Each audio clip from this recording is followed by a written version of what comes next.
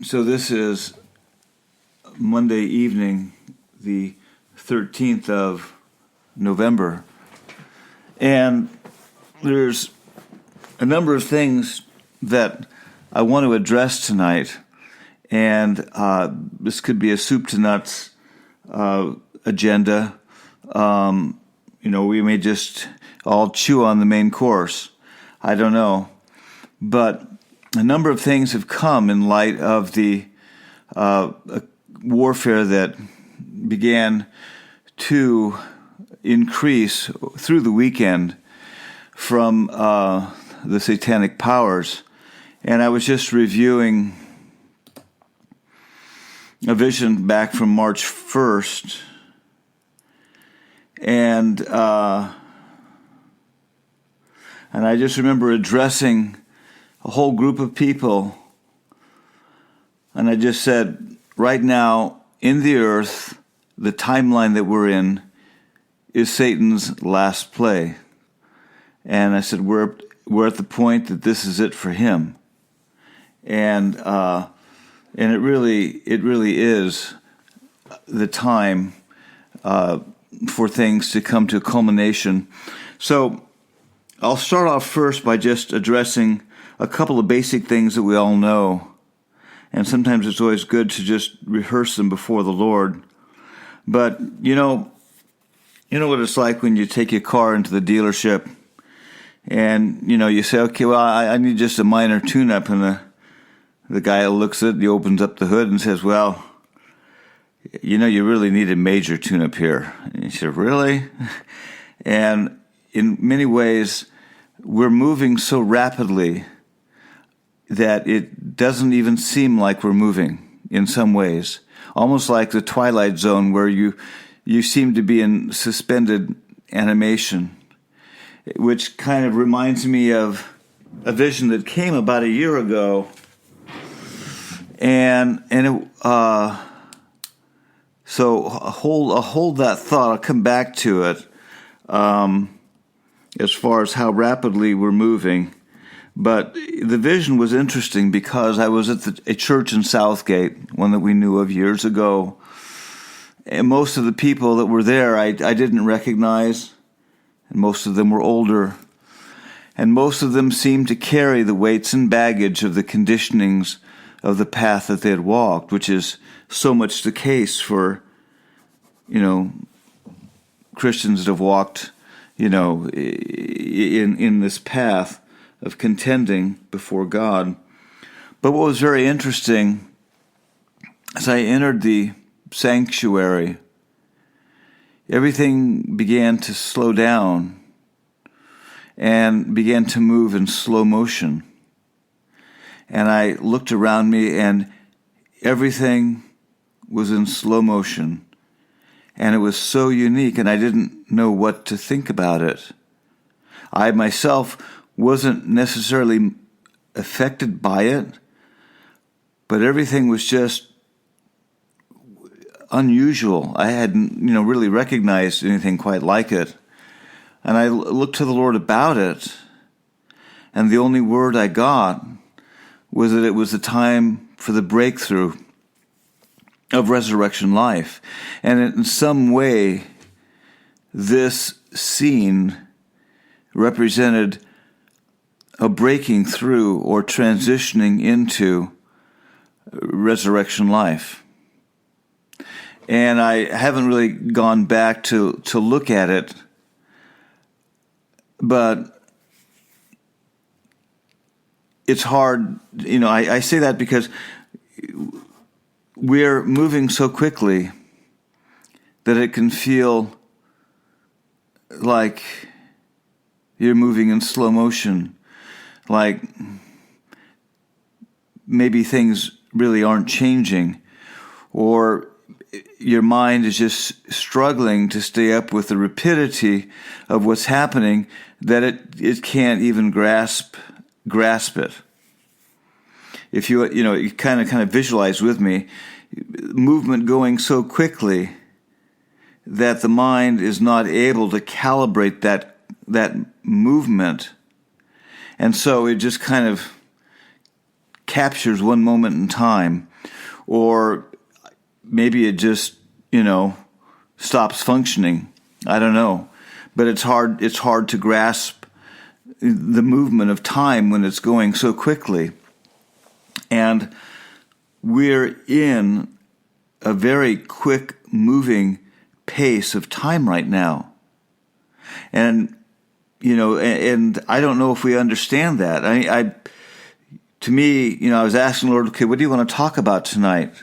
And, there was a number of things that have been coming throughout the day, but this was not one of them. But I will say this, that I found myself today looking at the prophecies and the words over us and over us as a spearhead ministry. And you've got to realize that to those who have ears to hear, you are part of an on-point push for the initial breakthrough of resurrection life. And there's only a handful. And I know that the import or, it hasn't hit us. I don't think I know that we don't realize how important we really are. We can say we do, but I don't know that it's really swept over us as it's going to and as it's beginning to. But, and I'm going to go back to this this minor tune-up or major tune-up theme here in a second. But everything is moving so rapidly, and without really revelation, it is hard to grasp. But at the same token, you realize that we're changing, and we're changing more quickly than we understand. And I don't know that that's even that we've grasped that. I don't think we have. Where you go, from week to week to week, and you're living with yourself, and the same apparent issues or battles or day-to-day routines, and they just seem to be there, and all of that just and so what's really happening within you seems to escape your grasp, because you're still dealing with a lot of these temporal things that take attention. And so we haven't caught up with what's happening within us. And it was like the word the Lord gave some time back to me. He says, resurrection life is right beneath your skin. And I'm thinking, wow, that's graphic. Lord, should I just cut my skin and peel it back? What can I do? Will that do it? Lord, of course, obviously that's not going to do it, but it is so close to us. And in many ways, I feel like we're out of phase a little bit. Remember the word that came back in, I think, the first part of August. I was looking up the vision here. Let me tell you when it came. As so often, God speaks things. Actually, it's July 19th, and they apply to where you are at the moment, but yet there's a deeper fulfillment just around the corner of what He is speaking at that moment, and I feel like we're a little bit out of phase, because we should be in resurrection life right now. Everything that I've seen over the years, and you look for the signs in the road, the landmarks, the indicators, and they've all lined up, and they're all here. But it seems like we're a couple of months out of phase and we should be into this already. And in the back of my mind, I hear this word, put your house in order. Put your house in order. And there's a number of ways you can look at that. A number of ways. And we don't need to explore necessarily that. It's just the close timing of where we are. And so I have found myself, after this wave of warfare that came in, but with the word from the Lord that came as well, I found myself just really dwelling upon this whole reality of what we're really contending for. And so that's where this word came up about a minor tune-up and a major tune-up. And we can go from level to level, and there's always a little bit of an adjustment going on. We talked about from level to level, you clear out the house, you clean out the spirits. Well, we really know that it has to do with you internally. Just getting rid of the cobwebs, the way you've thought, the way you've perceived, all of that. And in that process, you're displacing the realm of spirit that is sat there like squatters and intimidated you and bluffed you, out until you just kind of backed away. But when you really get into that new level and stand your ground, the enemy has to flee. But you have homework to do. It's like we don't realize, the hit we take, so to speak, when you go from level to level. It's like being in a spacecraft and you're shooting light years ahead and you're deflecting off, a laser beam here, a laser beam there, and you finally get to your destination, so to speak, and the ship seems to be wobbling a little bit. And you've got to go in there and do a little tune-up on it. And you've got to just kind of clean it off and repair a few things.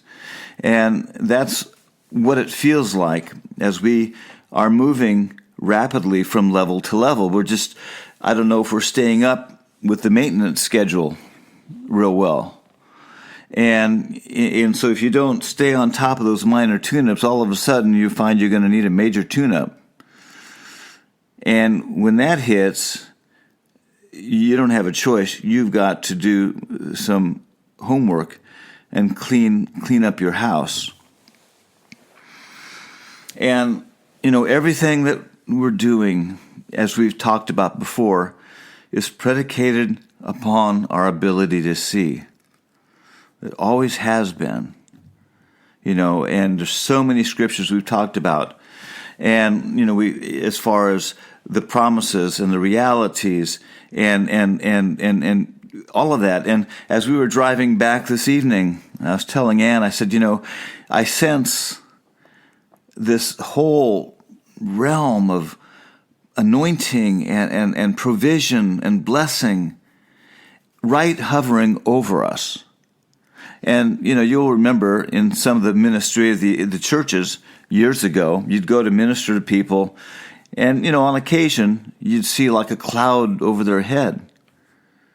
And the word of the Lord for them was, just reach up, take it.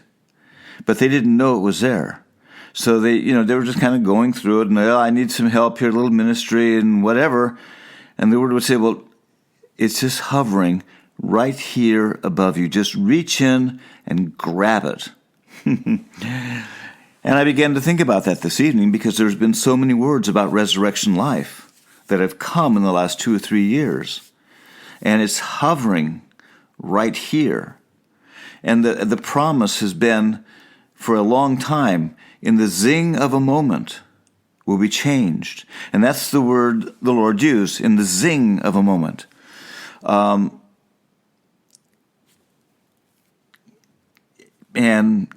here we are. Here we are right at this point, right at this threshold. And we're striving to just step over this last threshold. And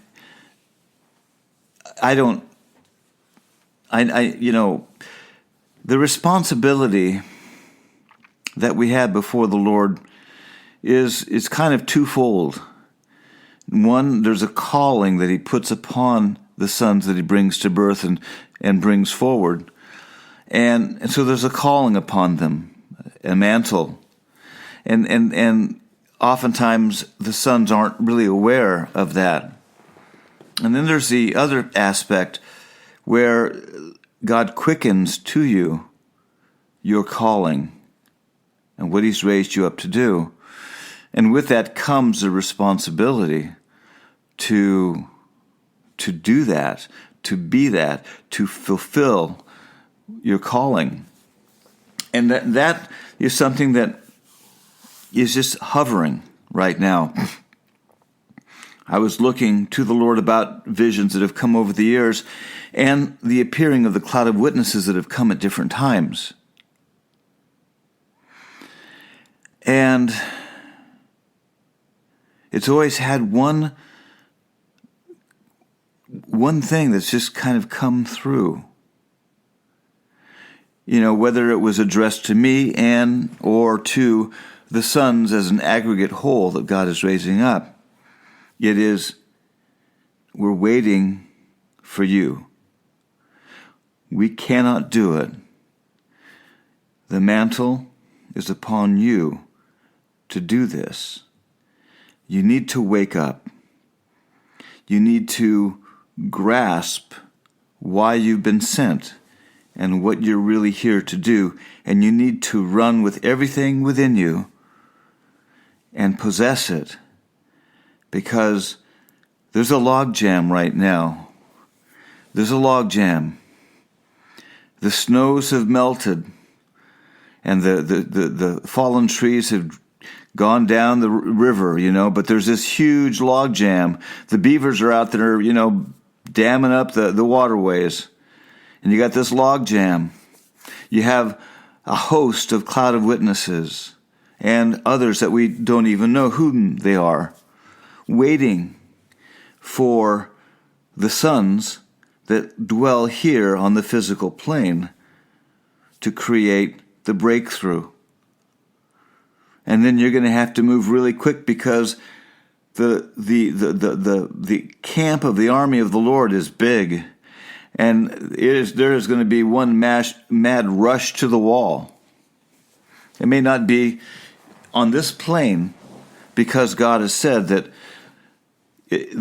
those on this plane, it is conditional upon the preparation of their heart, that they will, subsequently enter into resurrection life. But there are so many that have been waiting for this time and waiting for us to really grasp our calling. And of course, I'm speaking to the choir here. I might point one finger at you, but I've got 6 at me. And I got both feet, and I got the other hand too. And we have to just realize that. So, everything about the lives of his sons is not random. It's not happenstance. Whatever you're experiencing, whatever you're going through, is being carefully orchestrated and watched by the Father. Now, I know that because recently the Father appeared to me, and it was interesting. It was kind of sobering. Perhaps he's appeared maybe 3 or 4 times, I don't remember, over the years. But it was within the last 6 months. And I just recall it. I'm trying to recall exactly what it was that we were dealing with. But I just know that he said that I have my eye on you concerning some things that were happening and going on. And I say that to say this: if it's true and valid for me, then it's true and valid for you.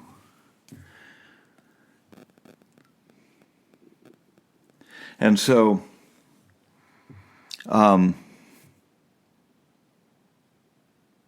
The Lord has his eye on you, or maybe both eyes. And I know there are times, probably more times than not, that we're not that acutely aware of that. And you can look at the circumstances almost like Elijah did, when he had that situation with his servant Gehazi. And the marauding armies were just lined up to come in and do big damage. I forget where it is in the book of Kings, perhaps, or I think. And Elijah wasn't moved because he saw. He saw. But Gehazi was scared quite a bit. And so we prayed, Father, I pray that you would open the eyes of my servant, that he would see those who with us are far greater than those against us. And the Father opened Gehazi's eyes, and he saw legions upon legions of angels and warriors. Oh my gosh. And so we can get caught up in our day-to-day battles and our situations that don't seem to have answers. And you can feel alienated and alone. And you can feel like God went on vacation or whatever, and all of that couldn't be further from the truth. There are legions upon legions upon legions of angels at our beckoning that are very much focused upon what's happening with us. I'm speaking this in the Spirit because I'm seeing it, and I'm just saying, okay, Lord, impart that to us. Because it's time to cut the tether to this carnal level where all the things that, everything about your life just wants to tend to be an anchor and just kind of hold you down on this level of illusion and the feeling of separateness, and it's so not true. There's such a handful that God has raised up right now to initiate the first breakthrough of resurrection life. So you're not a coincidence, you're not an accident, you're divinely appointed and sent for this time. And our paths happen to have crossed in pursuit of what the Father has sent us to do and to become. And that's been a great honor. But you've got to realize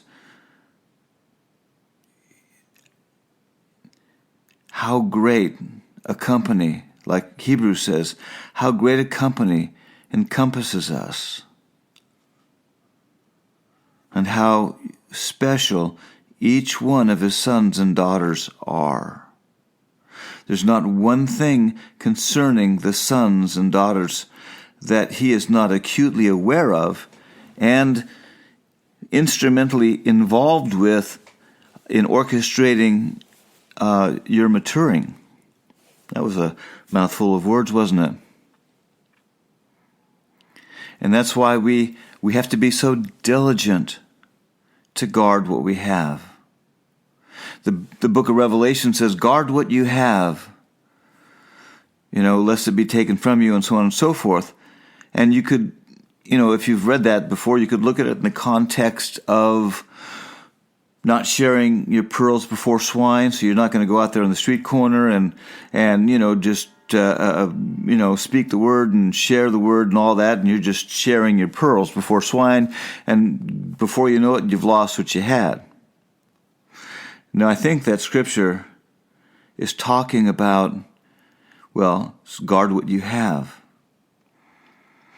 So to those who have eyes to see, who've been far enough down this path, God has already set before each one of his sons the keys to walk in the Spirit, the keys to move into the seer vision, the keys to see, the keys to hear,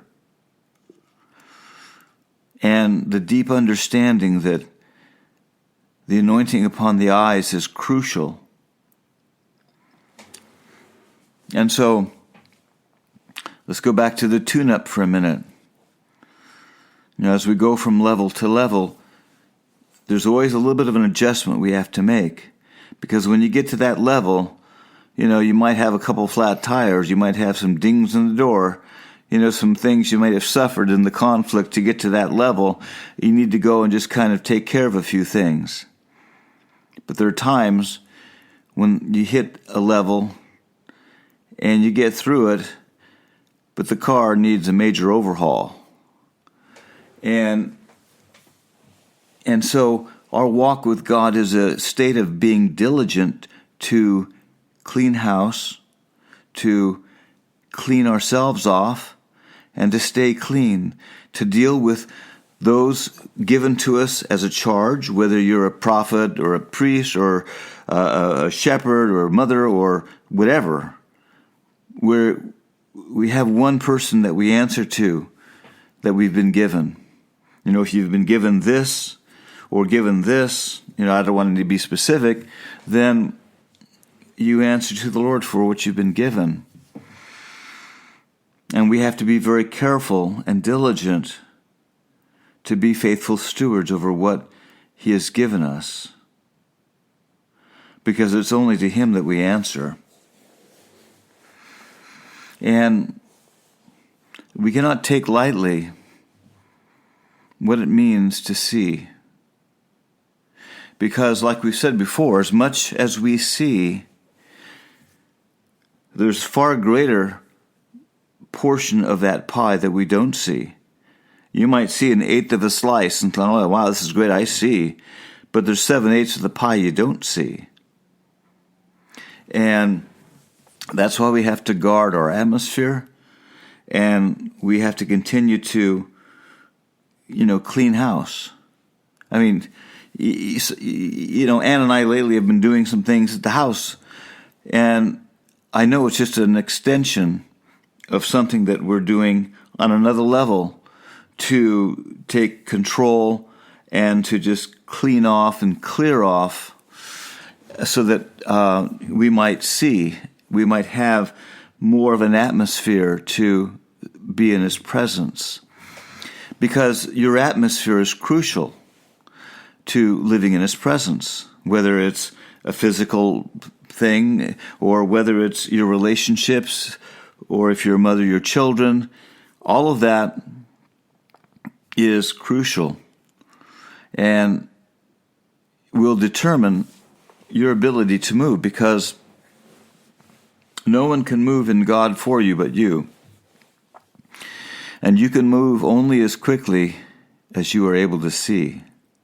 Someone can come up and give you a word and give you revelation and tremendous stuff, the sky, the moons, the oceans, and the seas, but it's not going to do any good, because it has to be something that you see, and you can only see when the preparation has been within your heart that opens that door for you to really be able to see.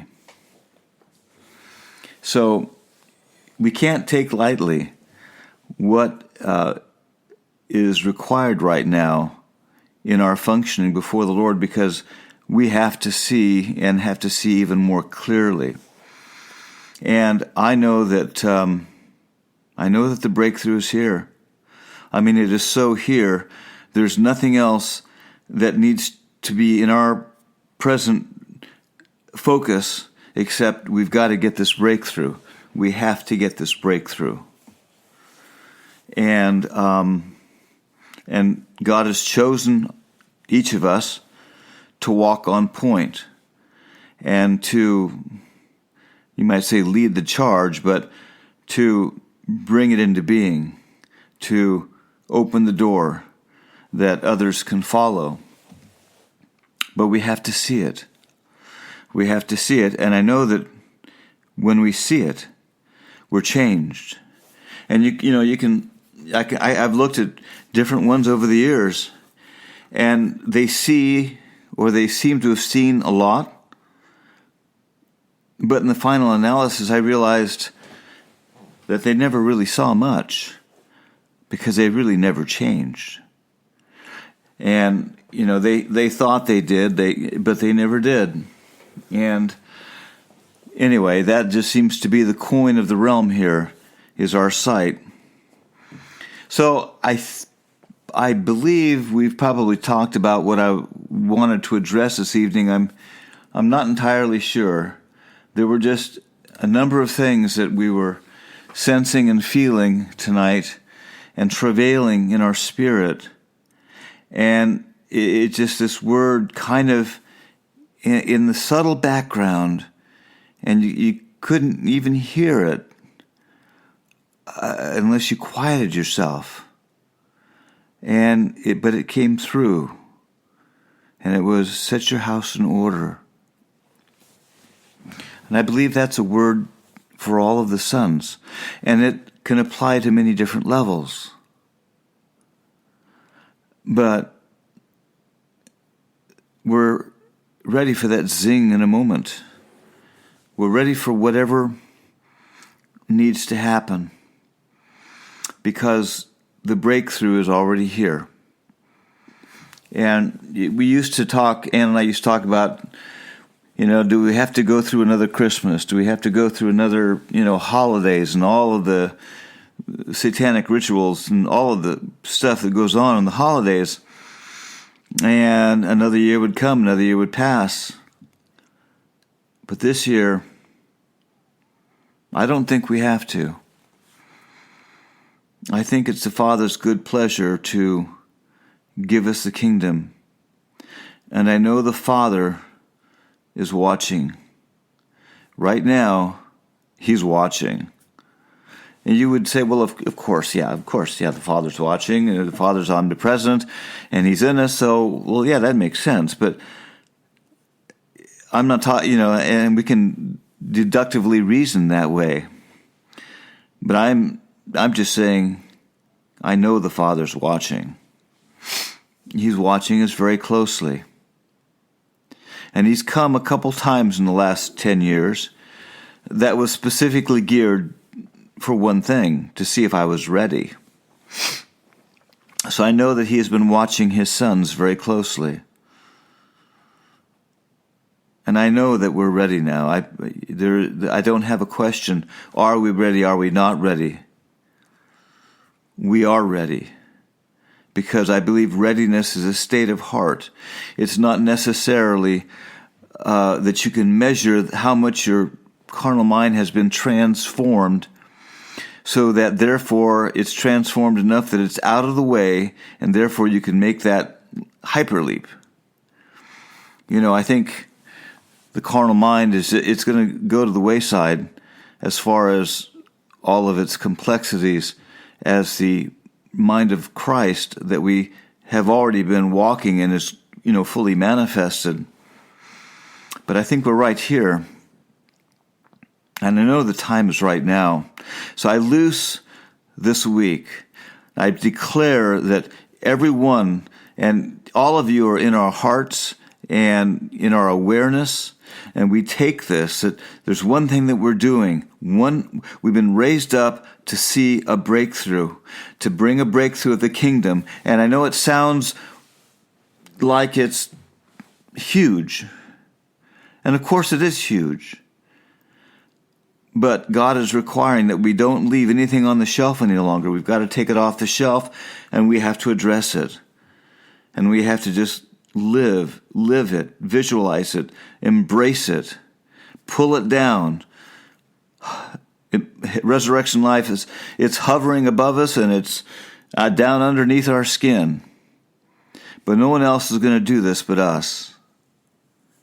I know some time back, different ones appeared and said, well, we're waiting for the Mojo ministry.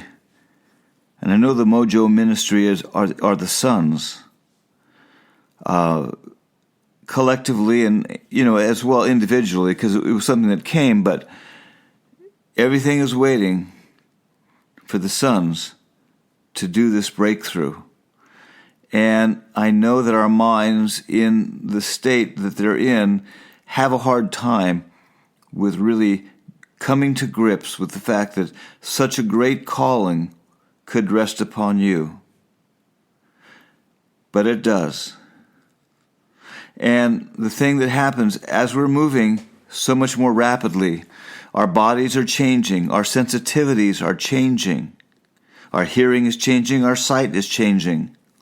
Things that were acceptable 6 months ago aren't acceptable now. Things that we've lived with and put up with in the past aren't acceptable now. So it's a little bit of a minor tune-up, a little bit of a major tune-up. But it's like the Lord is saying, get your house in order, because it's time to come up higher. But get your house in order. And so, Lord, we're doing that. We're getting our house in order on every level. We're setting our priorities straight. And we're reaching in for what is already here. So, just another tracking word, but something broke last night in the conflict, and I know that we have made major ground, and I'm looking for signs to follow as the week unfolds in the earth, because Satan's time has come. It's his last hurrah. He's on his way out, and things are lining up accordingly. And we're going to watch, we're going to see it with our eyes, because we're bringing it to pass. So I loose resurrection life to each and every one of you, and I loose it to myself. I proclaim that resurrection life is coursing through our bodies and through our minds. And even as we sit here or stand here, we have resurrection life. And the vibration and the essence of resurrection life is already within us, and it's groaning to be manifested fully. And I loose the full manifestation of resurrection life. And that which has been holding back within us, that in whatever level, gives way, and all that we are in God becomes manifest, so that truly, as we will know, as we have been known, we are so much the Spirit of light. And I know that we have struggled with grasping the depth of what we are in God. But you know what? I would rather stand and say, yes, Lord, this is who I am, this is who I am this, and let him come and say, hey, wait a second, you're being a little too arrogant, you're being a little too supposing, than have him say, hey, what more do I have to say? Are you going to believe it or not? Well, Lord, you must be talking to the person behind me. But yes, I believe, Lord, certainly. You know, that just doesn't cut it. We're going to stand and say, this is who I am. This is who we are. And I speak it back to you, Father. Yes, I am a chosen one. I am a royal king and high priest. I am one that you have selected to sit at your right hand. I am all that you have said I am, and I believe it. And if I'm out of order, then you can correct me. But you know what? We're going to run with this, and we're going to take it. And Lord, you know, you can correct us if you need to. But I think that's probably the last thing on his agenda. He's just looking, all right, how much more can I turn the fire up on these guys, where they will just reach in and finally believe and become. So anyway, we loose the flow of this tonight. We loose the whole week to just continue to just build and unfold and be everything that God, you know, has planned for it to be. So thanks, everyone. Glad you guys made it. And we'll get this posted in the morning. I did get the word from early this morning posted called Satan's Flight. And I got that posted this morning sometime. So we'll get this tomorrow morning. All right. Ann and I love all of you. Take care, and we'll be in touch again. All righty.